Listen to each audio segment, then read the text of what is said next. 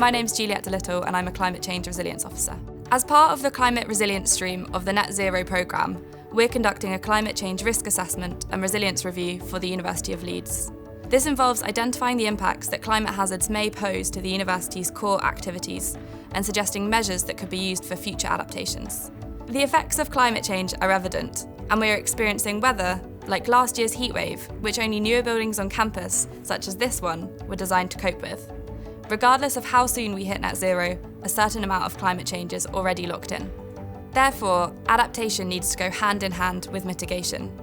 We're among a handful of universities across the country investigating climate adaptation on campus. This means our findings will not only be valuable for the University of Leeds, but also for other universities and organisations who can learn from our methodology and processes. My name is Julie Mayer and I'm a Climate Resilience Officer. We're working across the university with professional services staff, academics and students to understand what impact climate change could have on teaching, learning and research.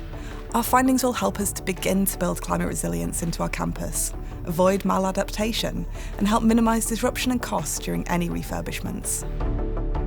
I'm Christopher Wade and I'm an Architectural Technical Officer here at the University of Leeds. The report will be invaluable in identifying any existing buildings, infrastructure and activities that are particularly vulnerable to extreme weather.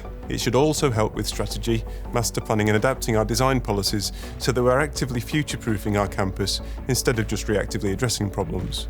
The team I'm part of is one of those that will be responsible for implementing any physical climate resilience measures. These could be anything from ensuring research activities have reliable backup power to providing improved sustainable drainage to cope with heavier rainfall and solar shading of windows to limit overheating. These measures will protect the university's work and investments, help us achieve our net zero commitments and have the added bonus of making our campus a more welcoming place to work and live.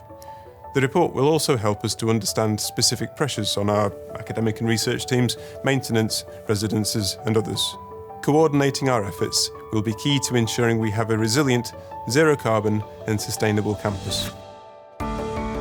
This risk assessment is a distinct project, but it's really only the start of the process of becoming more resilient. Climate risk needs to be incorporated into university policies and considered in all decisions, from planning field trips to designing new buildings. The university's climate plan represents a pathway to net zero, and this work is a step on that journey.